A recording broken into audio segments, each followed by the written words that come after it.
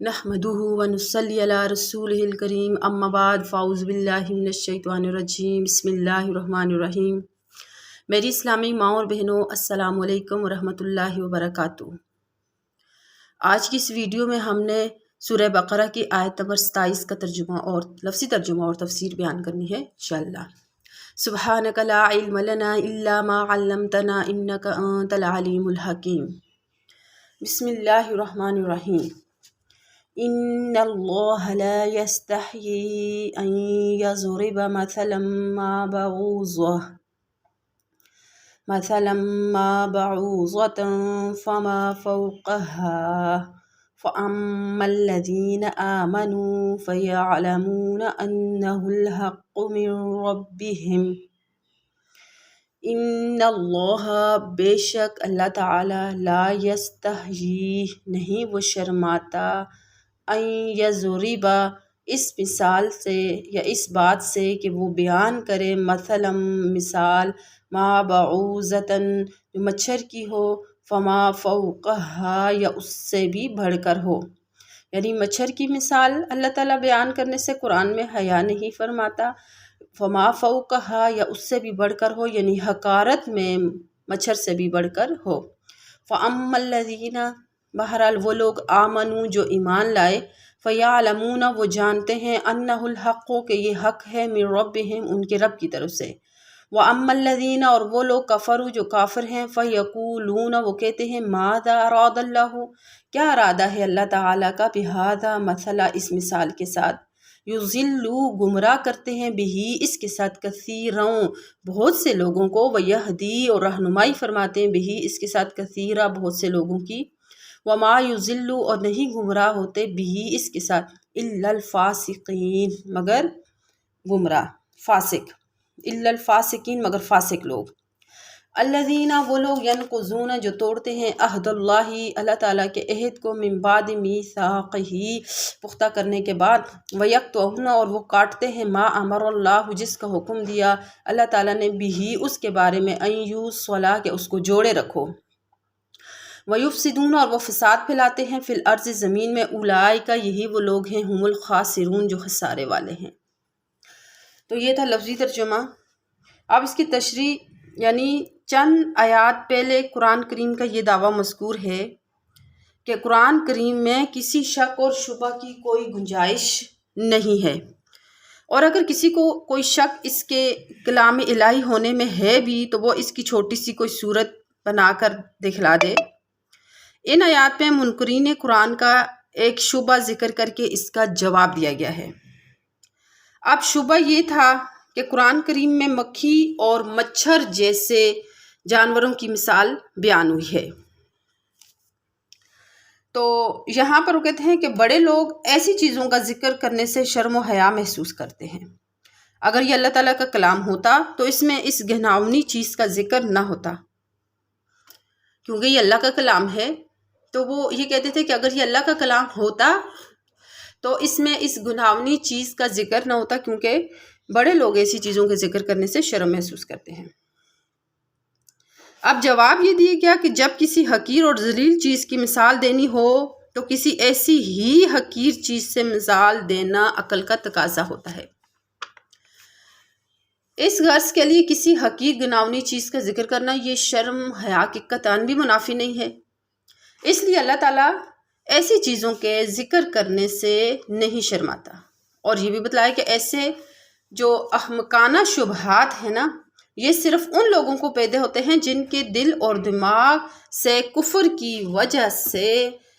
سوچنے سمجھنے کی صلاحیت ختم ہو جاتی ہے۔ اب اس کے بعد ایک اور حکمت بھی بتا دی کہ ایسی مثالوں میں لوگوں کا امتحان بھی ہوتا ہے، ایسی مثالوں میں لوگوں کا امتحان بھی ہوتا ہے۔ نظر اور فکر کرنے والوں کے لیے یہ مثالیں ہدایت کا سبب ہوتی ہیں، اور بے پرواہی برتنے والوں کے لیے زیادہ گمراہی کا سبب بنتی ہیں۔ اس کے بعد یہ بھی بتلایا کہ قرآن کریم کی ان مثالوں میں صرف ایسے سرکش لوگ گمراہ ہوتے ہیں جو اللہ تعالیٰ سے کیے گئے عہد کو توڑتے ہیں اور جن تعلقات اور روابط کا اللہ تعالیٰ نے جوڑنے کا حکم دیا ہے ان کو توڑتے ہیں، جس کا لازمی نتیجہ زمین میں فساد پھیلانا ہوتا ہے۔ اب بعوضتم فما فوقہا، بعوضتم ما فوقہا کہ مچھر ہو یا اس سے بھی زیادہ، یعنی حقارت میں اس سے بھی زیادہ ہو۔ پھر فرمایا یضل بہ کثیرا ویہدی بہ کثیرا کہ بہت سے کو گمراہ کرتے ہیں اور بہت سے کو ہدایت۔ قرآن اور اس کی مثالوں کے ذریعے بہت سی مخلوق کو ہدایت کرنا تو ظاہر ہے، مگر اس کے ذریعے بہت سے لوگوں کو گمراہ کرنے کا مطلب یہ ہے کہ جس طرح یہ قرآن اس کے ماننے والوں اور اس پر عمل کرنے والوں کے لیے ہدایت کا ذریعہ ہے، اسی طرح انکار کرنے والوں کے لیے اور مخالفت کرنے والوں کے لیے گمراہی کا ذریعہ بھی ہے۔ پھر فرمایا ما یضل، نہیں گمراہ ہوتے مگر فاسق۔ اب فاسق فسق کے لفظی معنی خروج اور باہر نکلنے کے ہیں۔ اصطلاحی شرع میں اللہ تعالیٰ کی اطاعت سے نکل جانے کو فسق کہتے ہیں، اور اطاعت الہیہ سے نکل جانا کفر اور انکار کے ذریعے بھی ہوتا ہے اور عملی نافرمانی کے ذریعے بھی ہوتا ہے۔ اس لیے لفظ فاسق جو ہوتا ہے یہ کافر کے لیے بولا جاتا ہے، اور مومن گناہگار کو بھی فاسق کہا جاتا ہے۔ فقہا کی اصطلاح میں عموماً لفظ فاسق اسی معنی کے لیے استعمال ہوا ہے۔ جو شخص کسی کبیرہ گناہ کا ارتکاب کرے اور پھر اس سے توبہ بھی نہ کرے یا صغیرہ گناہ پر اصرار کرے، اس کی عادت بنا لے اور تو فقہا کی اصطلاح میں فاسق کہلاتا ہے۔ اور جو شخص یہ فسق کے کام اور گناہ اعلانیہ جرت کے ساتھ کرتا پھرے، اس کو فاجر کہا جاتا ہے۔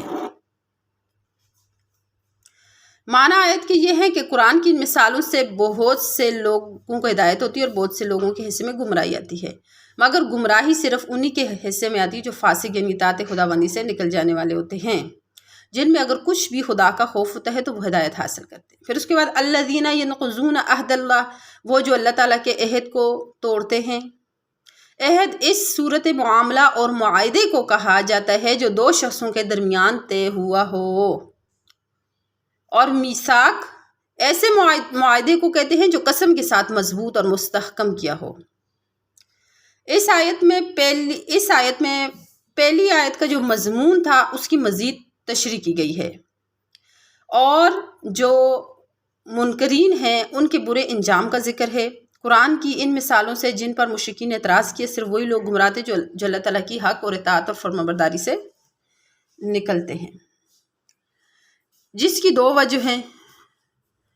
اول یہ کہ ایسا کرنے والے اس ازلی معاہدے کو توڑتے ہیں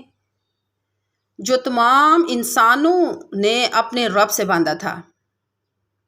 جبکہ تمام انسانوں کی اس عالم میں پیدائش سے پہلے حق تعالی نے تمام پیدا ہونے والے انسانوں کی ارواح کو جمع کر کے ایک سوال فرمایا تھا، الستو بربکم، یعنی کیا میں تمہارا رب نہیں ہوں؟ تو اس پر سب نے یک زباں ہو کر کہا تھا بلا، کیوں نہیں، آپ ہمارے رب ہیں،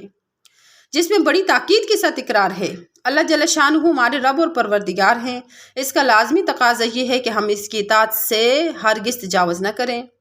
اس لیے یہ عہد ازلی انسان اور اللہ جل شانہ کے درمیان ہو چکا ہے۔ اب دنیا میں پیدا ہونے کے بعد تمام انبیاء علیہ السلام اور اسلامی کتابیں اس عہد کی تجدید کرتی ہیں، یاد دہانی اور اس پر عمل کی تفصیلات بتلانے کے لیے آتے ہیں۔ جس نے اس معاہدے کو توڑا اس سے کیا توقع کی جا سکتی ہے کہ وہ کسی پیغمبر یا آسمانی کتاب سے فائدہ اٹھائے؟ دوسری وجہ یہ ہے کہ ان لوگوں نے ان تمام تعلقات کو توڑ ڈالا جن کو جوڑنے کا اللہ تعالیٰ نے حکم دیا تھا، اور ان تعلقات میں وہ تعلقات بھی شامل ہیں جو اللہ اور بندے کے درمیان ہیں، اور وہ تعلق بھی جو انسان کا اپنے پڑوسی کے ساتھ ہے، انسان کا اپنے ماں باپ کے ساتھ، دوسرے عزیزوں کے ساتھ اور دوسرے رشتہ داروں کے ساتھ، اور وہ تعلق بھی ہے جو عام انسانوں یا عام مسلمانوں کے درمیان ہے۔ ان تمام تعلقات کے پورے حقوق ادا کرنے کا نام ہی اسلام یا شریعت اسلام ہے، اور ان میں کوتاہی کرنے سے زمین میں فساد آتا ہے۔ اس لیے جملے کے بعد یہ فرمایا کہ یفسدون فی الارض، کہ وہ زمین میں فساد مچاتے ہیں، اور پھر آخر میں ان لوگوں کے برے انجام کا ذکر ہے کہ یہ لوگ خسارے میں ہیں۔ پھر دیکھیں یہاں پر ان اللہ لا یستحیی سے ثابت ہوتا ہے کہ ذلیل یا شرمناک چیز کا ذکر کرنا نہ کوئی عیب ہے اور گناہ ہے، اور نہ قائل جو کہنے والا ہے اس کی عظمت کے منافی ہے۔ قرآن و سنت اور علماء سلف کے اقوال میں بکثرت ایسی مثالیں، یعنی بہت سی ایسی مثالیں موجود ہیں جو عرفاً شرمناک سمجھی جاتی ہیں، مگر قرآن اور سنت نے اس عرفی شرم و حیا کی پرواہ کیے بغیر اصل مقصد پر نظر رکھ کر ان مثالوں سے اجتناب گوارا نہیں کیا۔ پھر ینقضون عہد اللہ سے ثابت ہوا کہ عہد اور معاہدہ کی خلاف ورزی شدید گناہ ہے، جس کا نتیجہ یہ بھی ہو سکتا ہے کہ وہ تمام نیکیوں سے محروم ہو جائے۔ پھر آخر میں فرمایا اولئک ہم الخاسرون، آخر میں فرمایا اولئک ہم الخاسرون، یہی وہ لوگ ہیں جو خسارے والے ہیں۔ یعنی خسارے والا شخص صرف اسی کو قرار دیا جو مذکورہ احکام کی خلاف ورزی کرے، یعنی جو اس کے اندر احکام بیان ہوئے ہیں ان کی خلاف ورزی کرنے والے شخص کو خسارے والا شخص قرار دیا ہے۔ اس میں اشارہ ہے کہ اصل خسارہ اور نقصان آخرت کا ہی ہے، دنیا کا خسارہ کوئی قابل توجہ چیز نہیں ہے، کیونکہ ہو سکتے ان سے دنیا میں بعض اوقات خسارہ نہ ہو۔ دنیا میں اس طرح کرنے والے اکثر عیش و عشرت کی زندگی گزارتے ہیں، آرام کی زندگی گزارتے ہیں، لیکن آخرت ان کی بالکل نہیں ہے، آخرت ان کی بالکل خراب ہے۔ تو یہاں پر آخرت کے خسارے کو ذکر کر کے اس چیز کو بالکل واضح کر دیا کہ اصل خسارہ اور نقصان جو ہوتا ہے وہ آخرت کا ہی ہوتا ہے، دنیا کا خسارہ جو ہوتا ہے وہ کوئی قابل توجہ چیز نہیں ہے۔ وما علینا الا البلاغ۔